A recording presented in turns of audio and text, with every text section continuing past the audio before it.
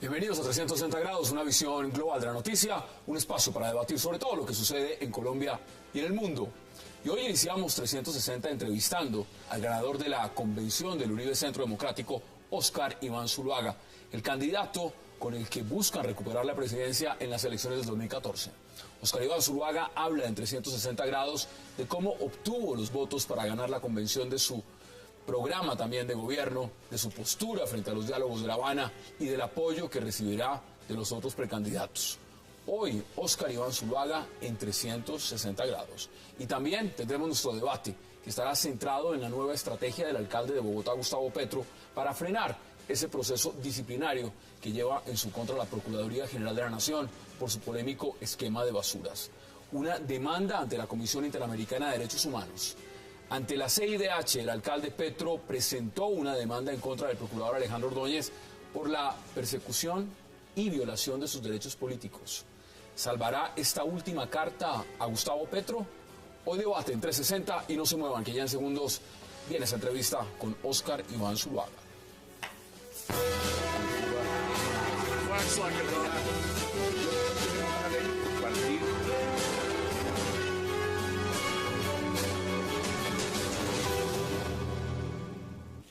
Bienvenidos a 360 grados en esta entrevista exclusiva con el ganador de la convención del Uribe Centro Democrático y ahora precandidato oficial del uribismo por la presidencia, Óscar Iván Zuluaga. Óscar Iván, qué placer y gracias por aceptar esta invitación a 360. No, Hassan, el gusto es mío.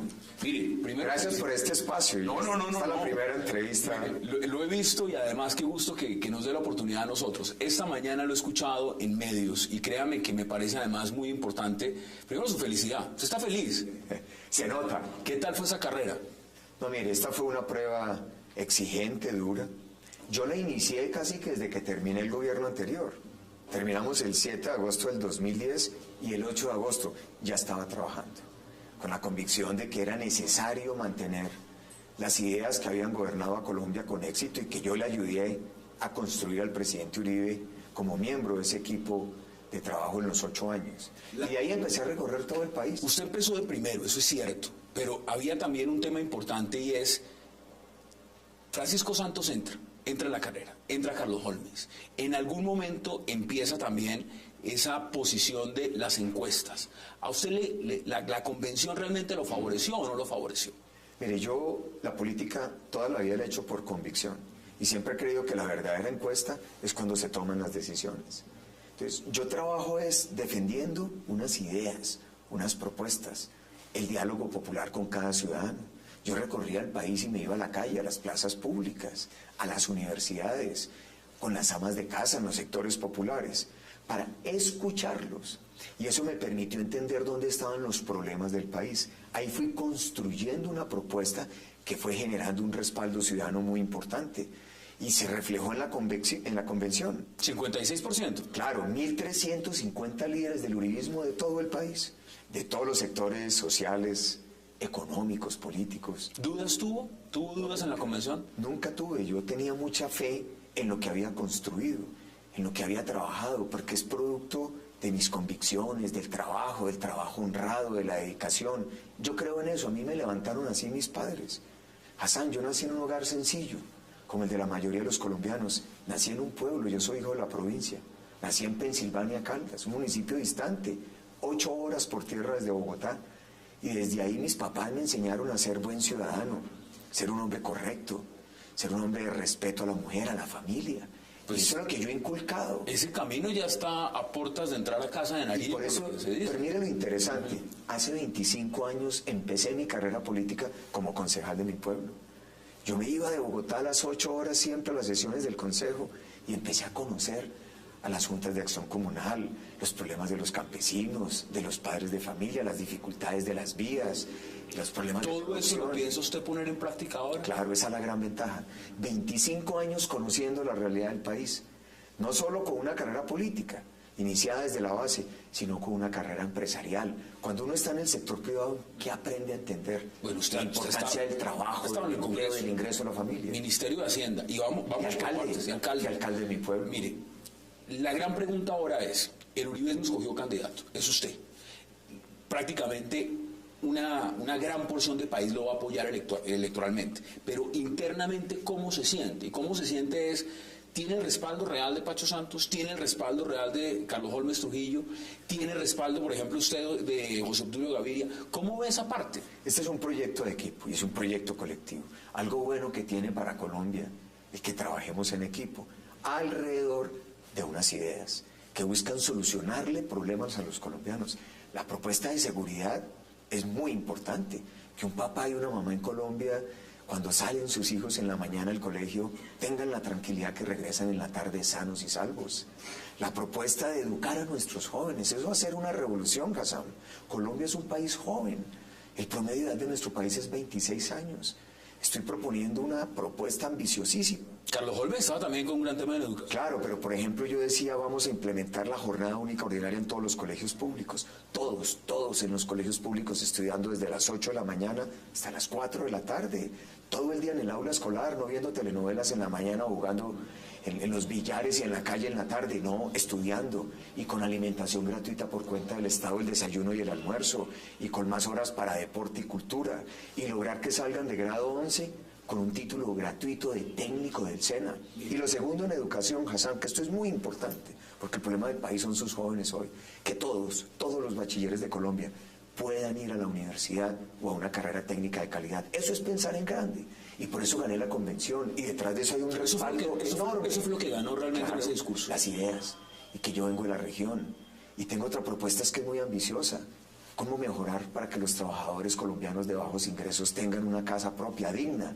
Estoy proponiendo una reducción en el impuesto de las empresas. Entonces las empresas no pagarían el impuesto, sino que se lo trasladan a los trabajadores en una prima de vivienda, y que con eso los trabajadores puedan comprar su casa y que lo que hoy pagan de arriendo sea lo que paguen de cuota. Eso es una revolución para los trabajadores que no tienen casa. Eso fue lo que ganó en la convención. Eso es un proceso. Usted tendrá que construirlo y matizarlo. Pero hay elementos claves, digamos. Colombia gira hoy en torno a La Habana. Usted se lo han preguntado mucho y se lo han preguntado sobre todo al expresidente Álvaro Uribe. ¿Usted cómo ve La Habana y cómo la ve en el marco de lo que está pasando en este momento, cuando ya se han avanzado en algunos puntos, no totalmente? ¿Usted sigue con el tema de La Habana o usted suspende lo que está pasando en La Habana? Mire, Hassan, yo creo que ese fue el gran error del presidente Santos. Toda la agenda nacional y toda su puesta política depende de las FARC. Yo no creo que los diálogos y la paz se pueda discutir en La Habana. Y no creo que el modelo del país, ni los temas de los colombianos, los problemas se deban discutir con las FARC. Mientras las FARC sigan siendo como lo son hoy, una organización terrorista. Tumaco lleva 20 días sin luz, 20. El presidente por un atentado en las días FARC. Imagínese usted, Hassan. Siguen reclutando menores, este año van más de 3.000. Hoy el ministro de Defensa denunciaba que asesinan en Colombia y cruzan la frontera y los apoyan en Venezuela. Siguen extorsionando a los ganaderos del Caquetá. ¿Cómo vamos a aceptar que un Estado legítimo se siente de igual a igual con una organización que sigue siendo terrorista y sigue siendo financiada por el narcotráfico? Las FARC son el principal cartel del narcotráfico del mundo. Eso es inaceptable. Si las FARC tienen real voluntad de paz, que nunca la han tenido, yo les exigiría, si soy presidente de la República, el cese unilateral de toda acción criminal, de renunciar al narcotráfico, si es que quieren buscar una paz. ¿Y usted cree que las FARC van a ceder en un punto como ese? El Estado no puede renunciar a perseguirlas. Si son terroristas, entonces lo que hay es que perseguirlas y someterlas, como se hizo con el paramilitarismo. Someterlas a justicia y paz. Hay que estimular, por ejemplo, la desmovilización. Abrirle las puertas de la sociedad para quienes quieran abandonar, ser generosos, hacer una política social fuerte. Eso es la verdadera paz que el país podría y que necesita Colombia. Una paz estable, una paz duradera, una paz digna. En el gobierno anterior del expresidente Álvaro Uribe, la crítica profunda es al proceso con los paramilitares. Algo está claro, muchos están extraditados. La gran pregunta es, ¿usted se imagina ver cabecillas de las FARC que están hoy en La Habana sentados en el Congreso? Es decir, ¿esa figura a usted le molesta o no le molesta dentro del proceso? Jamás. ¿Qué tal cabecillas? Cabecillas de las FARC que han cometido delitos de lesa humanidad, crímenes atroces. El 20 de julio fueron masacrados 20 soldados en Colombia, en Arauca, usted lo recuerda, 3 de ellos a sangre fría, por Dios. ¿Eso lo podemos perdonar? El asesinato de los diputados del Valle, lo que significó la tragedia de Bojayá, los niños que han sido violados, que han sido asesinados y las niñas, ¿eso lo podremos soportar los colombianos? ¿El premio va a ser que lleguen al Congreso, que no paguen un solo día de cárcel? No, una paz digna, una paz sin impunidad. Las FARC le ha hecho mucho daño al país. Dígame un solo gesto de las FARC, de paz, que uno diga, qué maravilla. No lo tienen. Han reclutado 3.000 menores de edad. ¿Cómo vamos a discutir el modelo de educación rural? ¿Cómo vamos a discutir con los principales victimarios de los campesinos el desarrollo agrícola? No, los problemas del país se discuten con las instituciones, con los colombianos de bien, con los que trabajan, los colombianos honrados, no con las organizaciones criminales. Y recuerde, con los paramilitares. Con los paramilitares lo único que se discutió fue el sometimiento a la ley y a la justicia. Sí, participación política. Nunca hubo agenda política, nunca se discutieron los problemas del país y nunca se aceptó que no pagaran un solo día de cárcel. Se redujeron las penas, pero pagaron cárcel y 13 de ellos están extraditados. Vamos a una pausa, porque hay que continuar con muchos temas. Tengo muchas cosas para preguntarle y quiero que aprovechemos la entrevista al máximo. Vamos a una pausa en 360 y ya regresamos en esta entrevista exclusiva con Óscar Iván Zuluaga, ya el precandidato oficial del Uribe Centro Democrático a la presidencia de Colombia. Ya regresamos.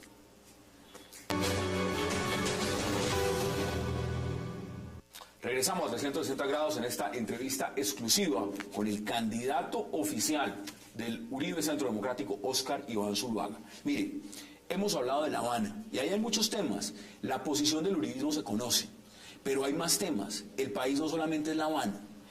Usted habla de reforma de educación, pero ¿cuáles son los otros puntos sobre los cuales usted dice, mire, yo quiero basar mi campaña? ¿Qué es lo más importante que necesita este país? Hassan, hablamos también de la propuesta de la prima de vivienda para los trabajadores. Estoy pensando el tema de la salud sobre la base del paciente. ¿Qué tal lo que está haciendo este gobierno? Porque aquí hay una reforma que está en ambulancia en el Congreso. Despropósito. Los problemas del país no se solucionan con la ley que está en el Congreso. Crear un monstruo burocrático como Salud Mía me parece un despropósito. ¿Cuáles son los problemas de la salud del paciente? Que lo atiendan, que no tenga que hacer colas. Para eso no se necesita ley. Que le den la cita con el especialista más rápida. No requiere ley. Que pueda tener acceso a medicina y tratamientos especializados de alto costo, por ejemplo, sin tutela. No se necesita ley. Estoy proponiendo que se le lleve la medicina especializada al paciente a la casa. Eso es pensar en el ciudadano y en el paciente. Que pueda llegar, como lo estoy proponiendo, donde lo atienden en una clínica, un hospital. Y si no lo reciben y le niegan el acceso al servicio, se comunique desde su celular con un número gratuito en tiempo real con la Superintendencia de Salud y se le solucione su problema.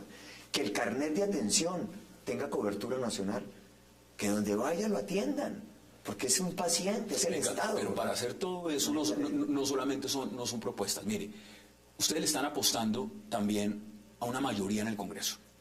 Y en el marco de lo que eso significa es, ¿a cuántas curules realmente le están ustedes apuntando que van a llegar? La mayor cantidad para ser la fuerza mayoritaria. Yo no soy muy amigo de dar cifras, porque uno dice una cifra hoy y entonces después le sacan el video. Ah, es que usted dijo que eran tantas. Y falta mucho. Pues sí que sabe de cifras cuando fue ministro. Las elecciones son en marzo. Vamos a sacar la mayor cantidad, pero vamos a hacerlo bien. Ganarnos la confianza en las regiones de los colombianos. Una de las grandes vocaciones de esta propuesta, además, porque yo soy hijo de la región, de la provincia, es el desarrollo regional. Que las oportunidades no solamente estén en Bogotá, sino que estén en Nariño, en Putumayo, en el Amazonas, en la Orinoquia, en la costa Pacífico, en la costa. Si este país genera oportunidades a los jóvenes en su ciudad, donde viven, este país es un país de mayor equilibrio. De nada sirve que las oportunidades solo estén en Bogotá.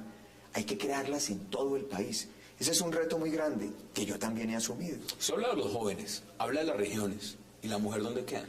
La mujer es parte fundamental de algo en lo que yo creo y que es el punto de inspiración de esto, la familia. Yo soy un hombre felizmente casado, Hassan. Tengo 26 años de matrimonio. Adoro a mi señora y a mis hijos. Tengo 3 hijos. Y de ellos he aprendido que el núcleo esencial, y me lo enseñaron mis padres, es la familia. Si Colombia protege y cuida a su familia, es un país que va a formar mejores ciudadanos. Y por eso el Estado tiene que apostarle a políticas que ayuden a la consolidación de la familia. ¿Cuál es el centro de la familia? La mujer. Hemos sido una sociedad machista. A la mujer hay que garantizarle dos cosas: que se pueda realizar como mamá, pero que también tenga acceso a oportunidades profesionales. La tasa de desempleo de la mujer en Colombia es mayor, el maltrato, la violencia intrafamiliar, la discriminación. Tenemos que recuperar ese rol. Dimos una lección muy clara en la lista del Senado que encabeza el presidente Uribe. De las 5 primeras aspirantes, 4 son mujeres. Eso es una señal clara de lo que queremos hacer con la mujer. Mire, usted menciona la lista, y en la lista usted también puso un pero, y lo puso claramente con José Obdulio Gaviria. ¿Cómo va eso? ¿Usted sigue manteniendo la misma posición frente a José Obdulio en la lista? Mire, Hassam, yo no reconozco enemigos dentro del Centro Democrático, y la Convención ha reiterado las listas al Senado y a la Cámara. La lista al Senado la ha hecho el presidente Uribe. Yo voy a salir a apoyar esa lista para ganarnos las elecciones regionales. Y un partido no es una persona o 2 o 3. Aquí estamos representando a millones de colombianos. Y nuestra responsabilidad es con el país. Trabajar en la defensa de unas ideas, con altura, con respeto, con decisión, con amor por Colombia. Esas ideas, eso es lo que yo quiero hacer en esta campaña. Esas ideas, en las elecciones pasadas, había un candidato que se llamaba Juan Manuel Santos, que decía exactamente lo mismo que usted, que iba a defender esas ideas, que las iba a proteger.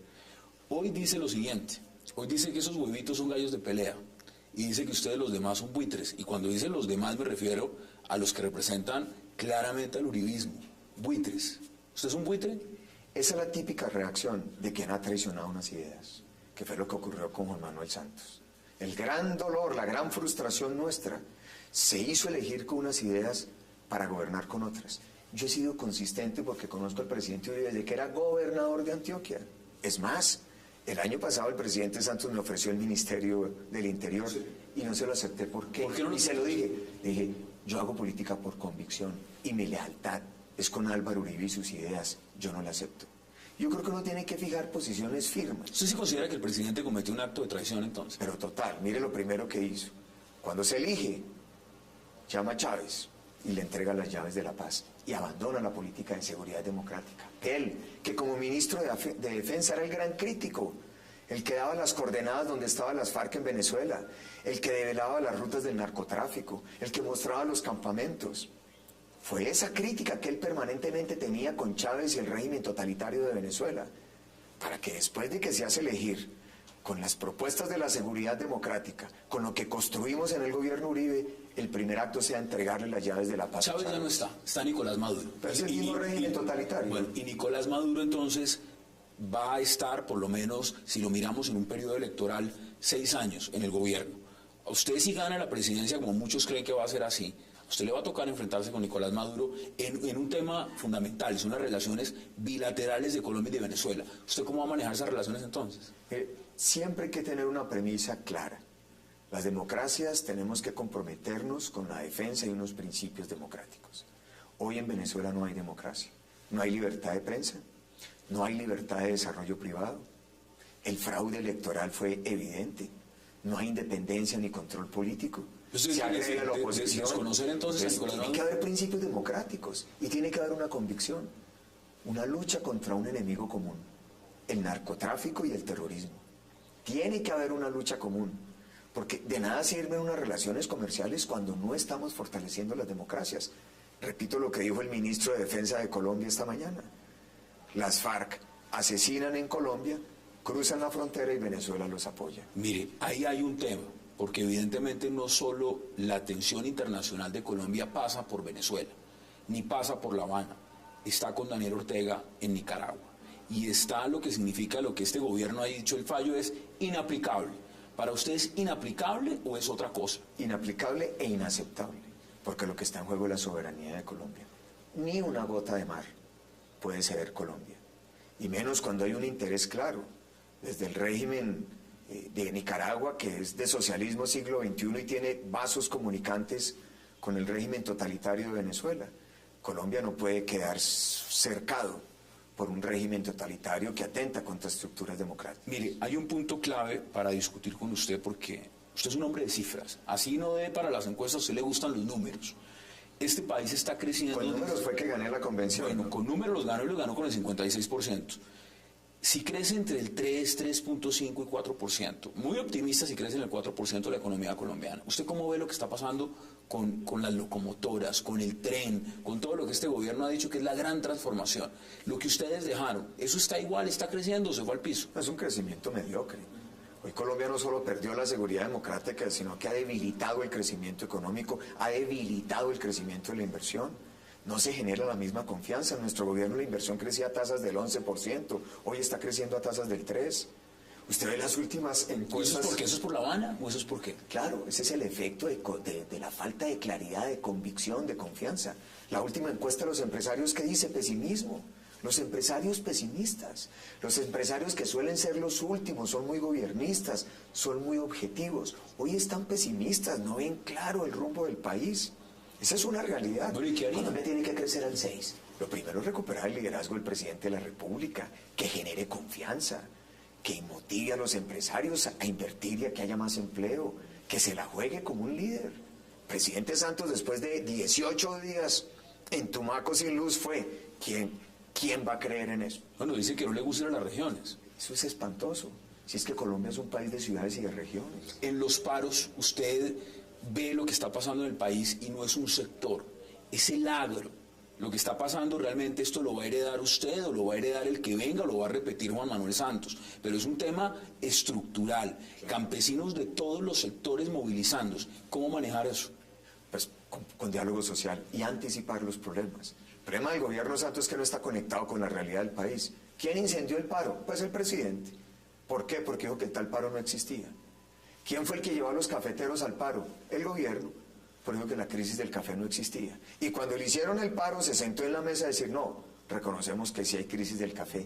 El negar los problemas, la soberbia, es el peor consejero de un gobernante. Un gobernante tiene que ser humilde para reconocer sus errores, para reconocer sus problemas. Yo le aprendí eso al presidente Uribe. Cuando uno hablaba con él, jamás hablaba de las cosas buenas. Siempre hablábamos de los problemas y las dificultades. ¿Qué hay detrás de eso, Hassan? A uno lo eligen para arreglarle los problemas a los ciudadanos. No se le puede olvidar a uno. Usted va a tener que remontar y tiene ahora la estructura, la plataforma para hacerlo de manera rápida. La gran pregunta es Oscar Iván Zuluaga un semicandidato? Y se lo pregunto en un sentido estricto, es decir, ¿es la mitad de una persona y la otra mitad va a ser Álvaro Uribe Vélez o usted es un candidato propio defendiendo unas ideas? ¿Y se va a poder distinguir como candidato propio o va a ser un semicandidato? Soy el candidato y aspiro a ser el presidente y hacerlo mejor que Álvaro Uribe. Y él me va a ayudar desde el Congreso para armar un trabajo en equipo y cumplirle a los colombianos. Es que estamos proponiendo una agenda muy ambiciosa al país para que Colombia nuevamente piense en grande. Lo que yo vengo de mi inspiración en la propuesta educativa, en la prima de los trabajadores, para que tengan casa, en el enfoque de la salud, en el desarrollo regional. Esa es fruto de mi trabajo y mi experiencia y eso es lo que yo quiero liderar para ganar la confianza y el corazón de los colombianos. Pero Álvaro Uribe me va a ayudar porque este es un trabajo de equipo. Yo he sido su alumno durante 15 años y como buen alumno espero superar al maestro. Usted se ve enfrentado entonces, y con esto concluyo, con Juan Manuel Santos. ¿Usted cree que el presidente Santos va por la reelección? Ya en unos días tiene que definir. ¿Se ve enfrentado con él o se ve enfrentado con otro candidato? Si no se lanza el presidente Santos, será una derrota política. La reelección presidencial... Pues usted le apuesta que vaya. Por eso yo fui el líder del acto legislativo de la reelección presidencial siendo senador de la República. Usted fue fundador del partido de la filosofía detrás era un premio o un fracaso. Si no se lanza, es porque evidentemente es un gobierno que fracasó, como lo muestran hoy los bajos niveles de aceptación, la precaria gobernabilidad social. 8 de cada 10 colombianos no queremos la reelección presidencial. Oscar Iván Zuluaga, un verdadero... Santos. No. Eso usted lo ha puesto claro. Un verdadero placer. Gracias por aceptar esta invitación y serán muchas las veces que nos volveremos a ver en 360 para seguir hablando, por supuesto, de lo que es la campaña, pero también de lo que son estas elecciones. Hassan, gracias. Y reitero mi invitación a todos los colombianos para que nos unamos alrededor de estas ideas y desde el uribismo nuevamente le mostremos a Colombia cómo cómo se puede pensar en grande. A ustedes gracias por acompañarnos en esta entrevista exclusiva con el candidato oficial del Uribe Centro Democrático, en esta primicia con Óscar Iván Zuluaga. Y no se vayan porque ya en segundos continuamos con el programa. Es una próxima oportunidad.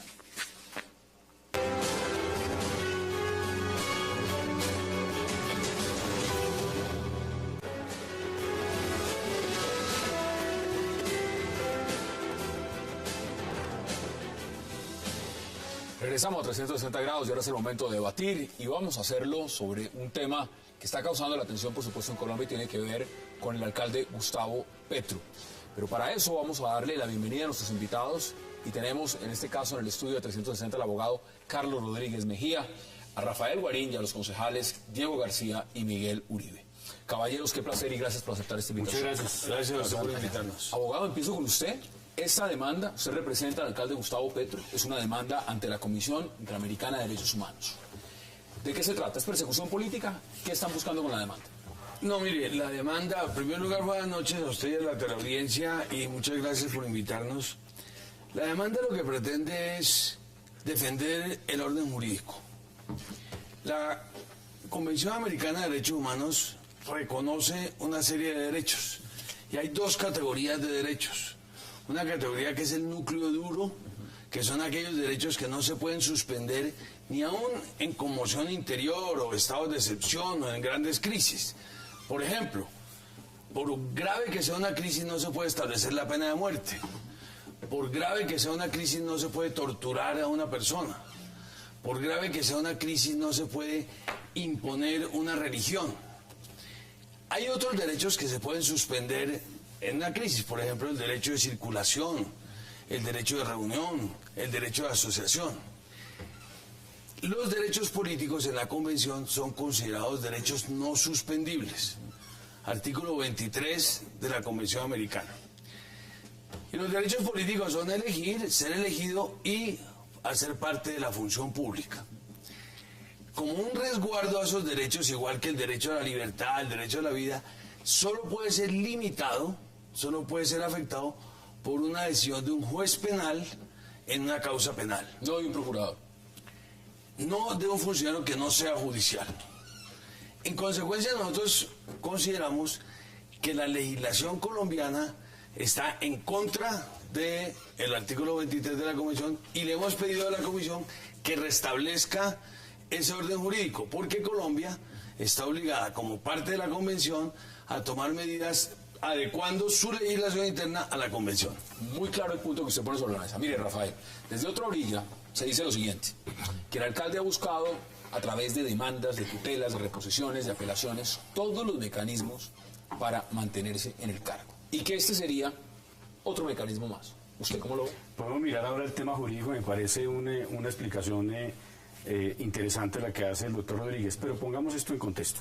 Mire, desde hace varios días aquí hay una campaña mediática, una campaña de rumores. La semana pasada se iniciaron con unos rumores que salen de la misma alcaldía de Bogotá, diciendo que aquí lo que hay es una persecución política, que aquí el problema es político, no jurídico, todo con el ánimo de legitimar a la Procuraduría y tratar de poner como en una especie de blindaje al señor alcalde por su especial condición de exguerrillero y de izquierda.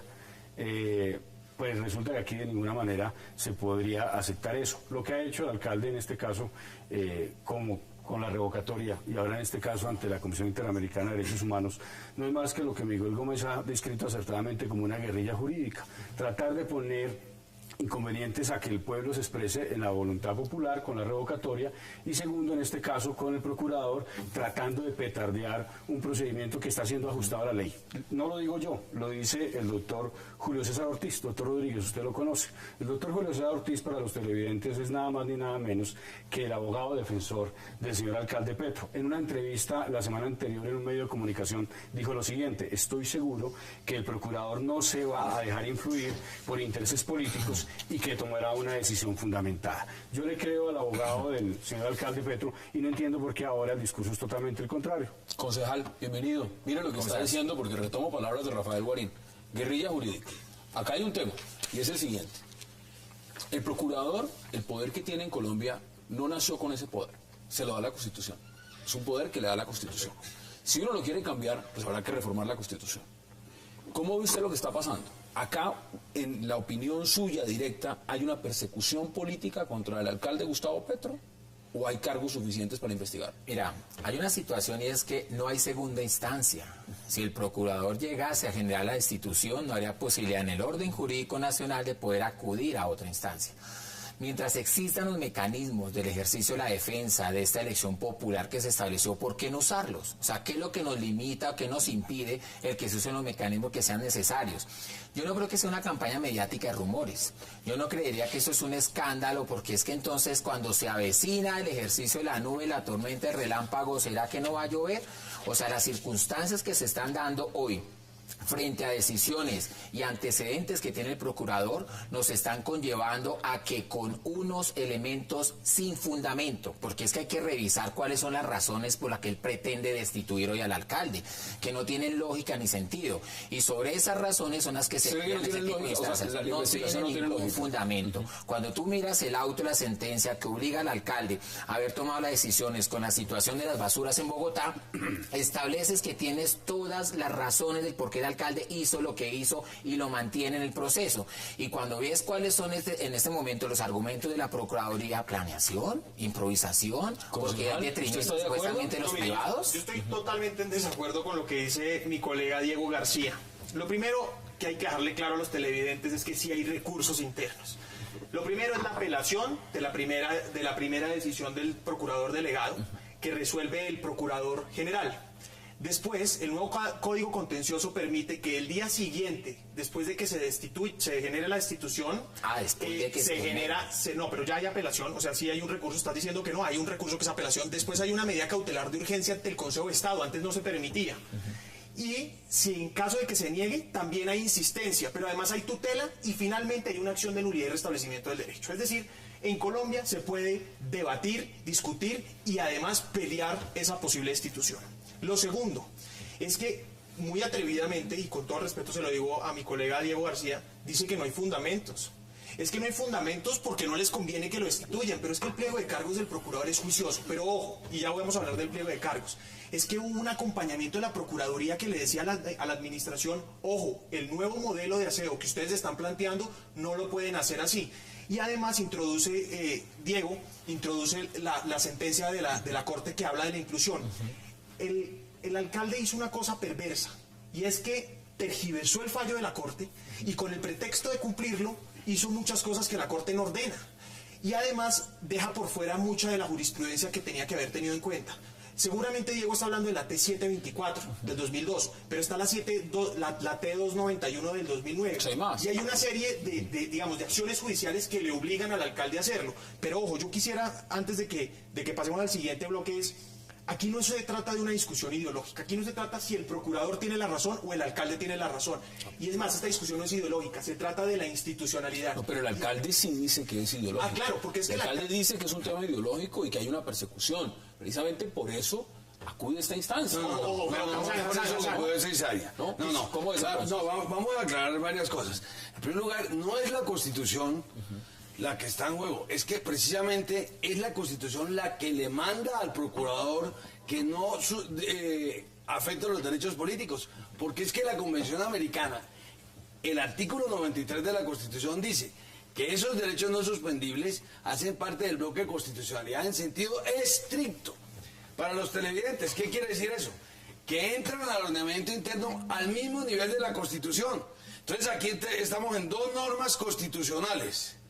El artículo 23 de la Convención Americana, que prohíbe que se suspendan los derechos políticos por un funcionario que no sea judicial, y la Constitución que le da esa facultad al procurador. Entonces ahí hay una interpretación. No, pero espérenme un momento, yo termino. Entonces, ¿qué es lo que nosotros le estamos pidiendo a la Comisión Interamericana? Dígale al Estado colombiano que cumpla sus obligaciones internacionales. ¿Cuáles son las obligaciones internacionales? Artículo 2 de la Convención Americana. Adecuar su legislación a la Convención. Pero esto no solamente lo hace Colombia. En México, por ejemplo, en el caso Castañeda Guzmán, un ilustre ex canciller mexicano, que acudió a inscribirse como candidato presidencial, y le dijeron: no señor, lo tiene que inscribir un partido. Fue a interponer un recurso de amparo, equivalente a la tutela. No hay amparo para eso. Fue a la Corte, y la Corte, ¿qué le dijo a México? usted tiene que... Ustedes están buscando el mismo mecanismo. No, y usted tiene que poner amparo para eso, y lo puso. Es decir, México reformó la Constitución para adecuar su legislación. Es cierto que, en efecto, el artículo 23 de la Convención y el artículo 25 del Pacto Internacional de Derechos Civiles y Políticos, vía bloque de constitucionalidad, se incorpora a nuestra Carta Política. Lo que pasa es que creo, y ahí tenemos una divergencia en la interpretación de ese artículo, el artículo habla de sentencia proferida por juez penal. En causa penal. Claro, pero, doctor Rodríguez, usted recuerda que el artículo también habla de capacidad civil o mental.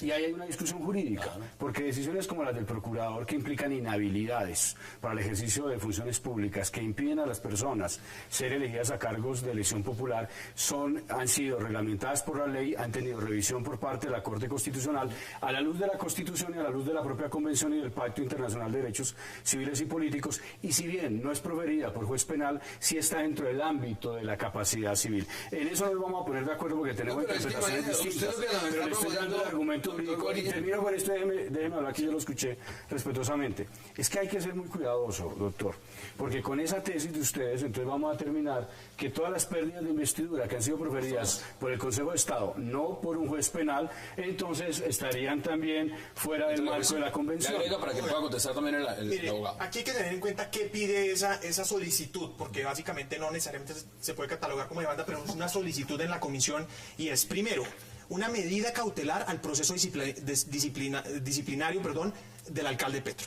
Segundo, que se modifique el ordenamiento jurídico para que se le quite la competencia y la facultad al procurador de destituir e inhabilitar a funcionarios elegidos popularmente.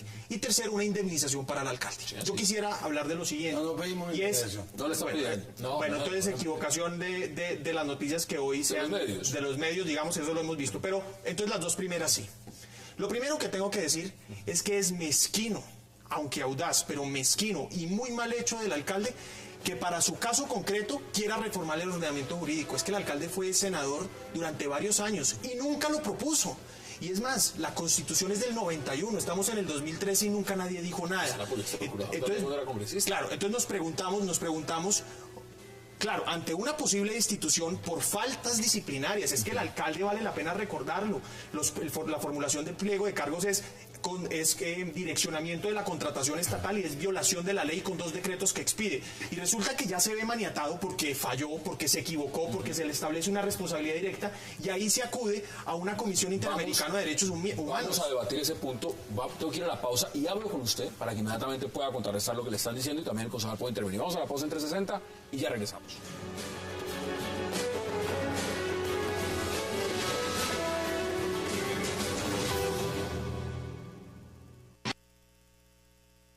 En el caso particular del actual procurador, este ha utilizado esta facultad de destituir para afectar de manera diferenciada a un proyecto político alternativo y progresista, diferente del que encarnan las mayorías en el gobierno y el Congreso, así como el del propio procurador, con lo cual se ha ejercido un trato discriminatorio basado en la ideología política del alcalde Gustavo Petro para debilitar su gobernabilidad y propiciar su salida del cargo para el que fue elegido.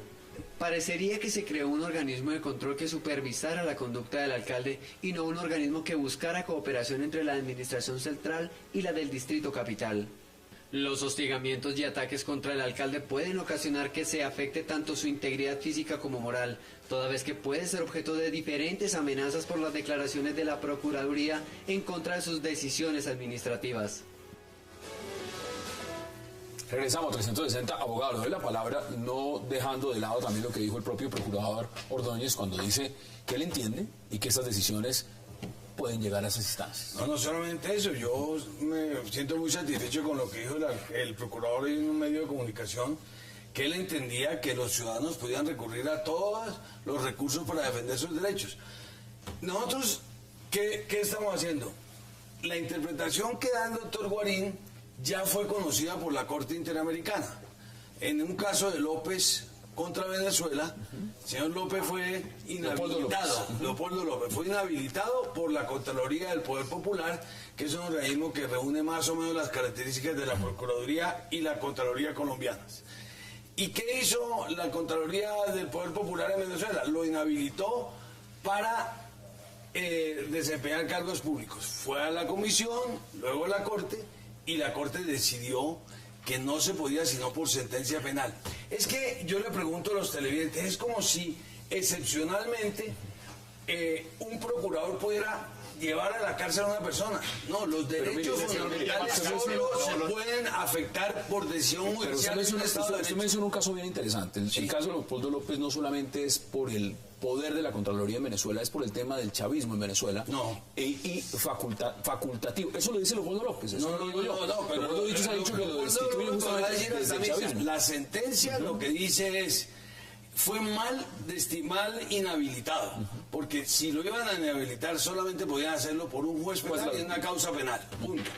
Entonces él puede argumentar eso, pero déjeme decir... decir... es diferente una cosa, un tema penal, una investigación penal. Es que, ojo, yo sí quisiera aclarar una cosa, es que el paquete de funcionario público viene con muchas cosas, entre otras ser susceptible de investigación disciplinaria, en su caso penal o fiscal. En este caso estamos hablando de unas investigaciones disciplinarias, pero ojo, este debate es legítimo, es si el procurador puede o no destituir personas inhabilitar. Pero ojo, el debate debería hacerse de otra manera y no para beneficiar a una persona en un caso particular. Pero no solamente va a ser una persona. En el caso de que la Corte falle a favor, van a ser muchos que se van a beneficiar. Y hay que decir, así como le dice el doctor Rodríguez a los televidentes, les tenemos que decir: lo que está pidiendo hoy el alcalde es decirle que una autoridad que no debería aplicar ideología para aplicar la ley, pero que en su defecto vigila que los funcionarios públicos cumplan la ley, se haga a un lado y le diga y no hay ningún problema. Miguel, mira, hay una situación que no podemos desconocer, y es que ¿qué ostenta el procurador? Un cargo burocrático. Eso es lo que en este momento él ostenta. Fue elegido a través del Senado para ostentar un cargo burocrático. Lo que nosotros estamos en un ejercicio de defensa de un cargo que ha sido elegido democráticamente. Seguramente el antecedente mostrado por el procurador, que no se están alegando las facultades que él pueda tener, lo que se están creando aquí son los argumentos que están infundados ante los hechos que él quiere destituir al alcalde mayor y ante los asuntos de ideología y de persecución que no podemos esconderlos, Miguel. Es que uno entiende que hay perseguidores naturales del alcalde, y hay otros inventados también por él, seguramente. Pero lo que está sucediendo acá es el detrimento de una situación administrativa que nosotros debemos sacar adelante por cuanto fue la voluntad de Bogotá, contra la ley. Contra la ley, Miguel. No hay ninguna razón contra la ley, Miguel, de los argumentos que el procurador está generando. En ese momento, leíste los audios y lo facultado que están acá, lo que tomó Miguel, toda la facultad de las Yo le creo al abogado del señor Gustavo Petro. El abogado del señor Gustavo Petro, el doctor Julio César Ortiz, dijo con claridad que confiaba en el procurador, que consideraba que el procurador no se iba a dejar influir por intereses políticos. Aún más, el abogado del señor alcalde Gustavo Petro defendió el debido proceso y señaló que se estaba observando el debido proceso en la causa en la cual está el señor alcalde. Se ha querido aquí montar una opereta política, pues, para legitimar al procurador. El procurador ha destituido, ¿no es cierto?, no solamente a Piedad Córdoba, también a personas como Andrés Felipe Arias, como Bernardo Moreno, como Daniel García, personas muy cercanas al sector de opinión con el que controvierten los progresistas, el sector de Álvaro Uribe. El señor procurador ha destituido, sancionado 800 alcaldes y exalcaldes. El señor procurador ha sancionado 16 gobernadores, 22 congresistas. ¿Cuál es el sesgo? ¿Cuál es el sesgo? Compleméntalo para que también puedan... complementar una cosa que dice Diego e insiste. Y lo que está haciendo el alcalde, y vuelvo y repito, es perverso. Diego me pregunta que si he leído la jurisprudencia que obliga a la administración distrital y de todo el país, todas las administraciones, a incluir a los recicladores. Pues resulta que sí la he leído, Diego. Y conozco muy bien la evolución jurisprudencial, las sentencias que menciono y los autos. Y en ningún momento le ordena hacer lo que hace. Pero en gracia de discusión... Le ordena que tome la medida pertinente, la que crea conveniente, Miguel. Pero Diego, déjame terminar.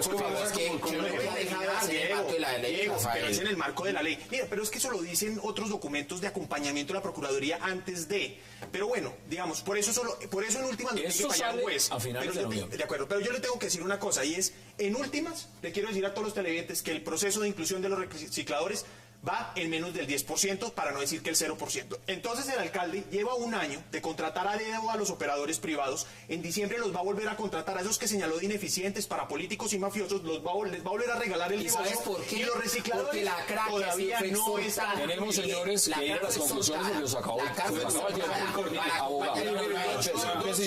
Dos cositas que quiero precisar. Póngalas. En primer lugar, ya se agotaron los recursos en el orden interno. Por una razón, la Corte Constitucional Colombiana, en una sentencia de hace unos años, antes de la sentencia de López, dijo que era constitucional la facultad del procurador de suspender los derechos políticos.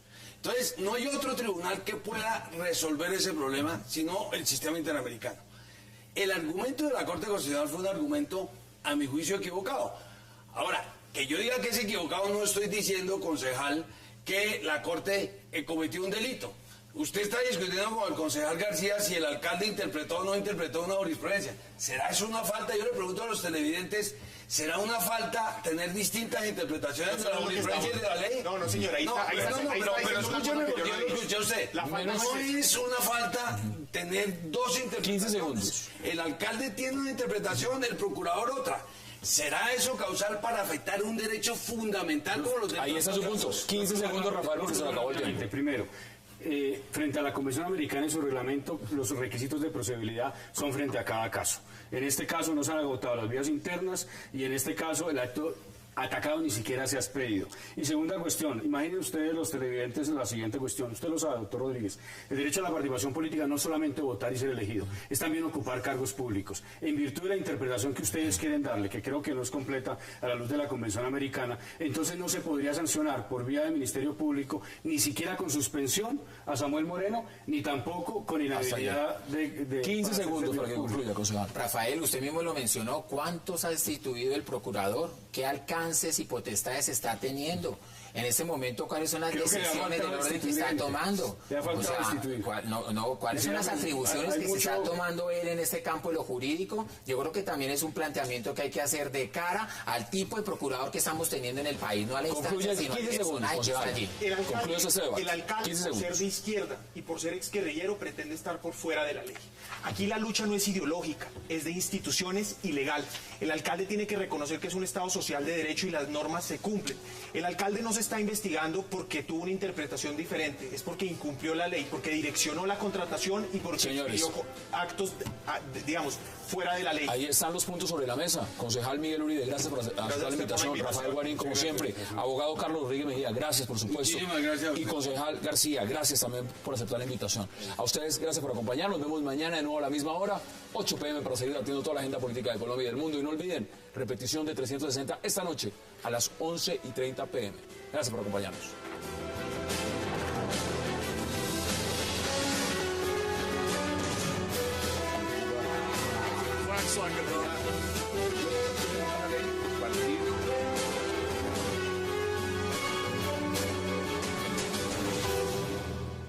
Ese proceso disciplinario que lleva en su contra la Procuraduría General de la Nación por su polémico esquema de basuras. Una demanda ante la Comisión Interamericana de Derechos Humanos. Ante la CIDH, el alcalde Petro presentó una demanda en contra del procurador Alejandro Ordóñez por la persecución y violación de sus derechos políticos. ¿Salvará esta última carta a Gustavo Petro? Hoy debate en 360 y no se muevan, que ya en segundos viene esa entrevista con Óscar Iván Zuluaga.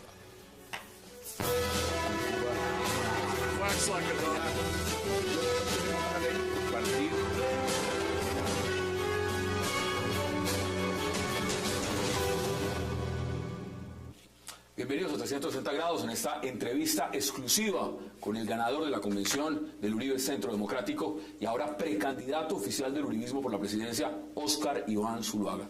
Óscar Iván, qué placer y gracias por aceptar esa posición de las encuestas. ¿A usted la convención realmente lo favoreció o no lo favoreció? Mire, yo la política toda la vida la he hecho por convicción y siempre he creído que la verdadera encuesta es cuando se toman las decisiones. Entonces, yo trabajo es defendiendo unas ideas, unas propuestas, el diálogo popular con cada ciudadano. Yo recorría el país y me iba a la calle, a las plazas públicas, a las universidades, con las amas de casa en los sectores populares, para escucharlos Y eso me permitió entender dónde estaban los problemas del país. Ahí fui construyendo una propuesta que fue generando un respaldo ciudadano muy importante. Y se reflejó en la convención. 56%. Claro, 1.350 líderes del uribismo de todo el país, de todos los sectores sociales, económicos, políticos. ¿Dudas tuvo? ¿Tuvo dudas en la convención? Nunca tuve, yo tenía mucha fe en lo que había.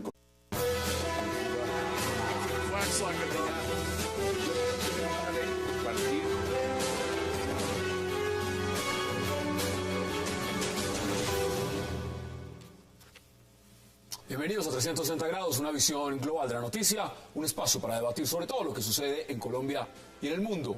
Y hoy iniciamos 360 entrevistando al ganador de la convención del Uribe Centro Democrático, Óscar Iván Zuluaga, el candidato con el que buscan recuperar la presidencia en las elecciones del 2014. Óscar Iván Zuluaga habla en 360 grados de cómo obtuvo los votos para ganar la convención, de su programa también de gobierno, de su postura frente a los diálogos de La Habana y del apoyo que recibirá de los otros precandidatos. Hoy, Óscar Iván Zuluaga en 360 grados. Y también tendremos nuestro debate, que estará centrado en la nueva estrategia del alcalde de Bogotá, Gustavo Petro, para frenar. Construido en lo que había trabajado, porque es producto de mis convicciones, del trabajo honrado, de la dedicación. Yo creo en eso, a mí me levantaron así mis padres. Hassan, yo nací en un hogar sencillo, como el de la mayoría de los colombianos. Nací en un pueblo, yo soy hijo de la provincia. Nací en Pensilvania, Caldas, un municipio distante, 8 horas por tierra desde Bogotá. Y desde ahí mis papás me enseñaron a ser buen ciudadano, ser un hombre correcto, ser un hombre de respeto a la mujer, a la familia. Pues eso es lo que yo he inculcado. Ese camino ya está a puertas de entrar a casa de Nariño. Y por eso, pero mire lo interesante, hace 25 años empecé mi carrera política como concejal de mi pueblo. Yo me iba de Bogotá a las 8 horas siempre a las sesiones del consejo y empecé a conocer a las juntas de acción comunal, los problemas de los campesinos, de los padres de familia, las dificultades de las vías, los problemas de ¿Todo eso lo piensa usted poner en práctica ahora? Claro, esa es la gran venta. Invitación a 360. No, Hassan, el gusto es mío. Mire, primero... Gracias por este espacio. No. Esta es la primera entrevista. Lo he visto y además qué gusto que nos dé la oportunidad a nosotros. Esta mañana lo he escuchado en medios y créame que me parece además muy importante. Primero, su felicidad. ¿Usted está feliz? Se nota. ¿Qué tal fue esa carrera? No, mire, esta fue una prueba exigente, dura. Yo la inicié casi que desde que terminé el gobierno anterior. Terminamos el 7 de agosto del 2010 y el 8 de agosto ya estaba trabajando, con la convicción de que era necesario mantener las ideas que habían gobernado a Colombia con éxito y que yo le ayudé a construir al presidente Uribe como miembro de ese equipo de trabajo en los 8 años. Y de ahí empecé a recorrer todo el país. Usted empezó de primero, eso es cierto, pero había también un tema importante y es, Francisco Santos entra en la carrera, entra Carlos Holmes. En algún momento empieza también